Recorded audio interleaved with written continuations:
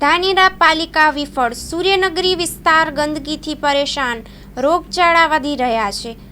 ધાનેરા શહેરના સૂર્યનગરી વિસ્તારમાં પ્રાથમિક સુવિધાઓની પૂરતી વ્યવસ્થા ન હોવાને કારણે સ્થાનિક રહેવાસીઓ ભારે પરેશાનીનો સામનો કરી રહ્યા છે.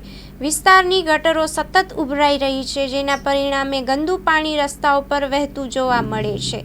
આ પરિસ્થિતિને કારણે સ્થાનિક રહેવાસીઓ, ખાસ કરીને બાળકો અને વૃદ્ધો, વિવિધ રોગચાળાની ચપેટમાં આવી રહ્યા છે.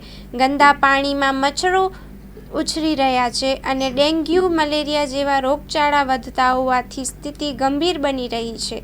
સ્થાનિક રહેવાસીઓએ પાલિકા પાસે લેખિત તેમજ મૌખિક રજૂઆતો અનેકવાર કરી હોવા છતાં હજુ સુધી કોઈ અસરકારક પગલાં લેવામાં આવ્યા નથી.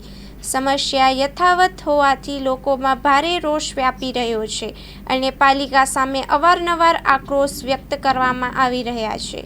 રિપોર્ટર જોરાભાઈ સોલંકી, બનાસકાંઠા.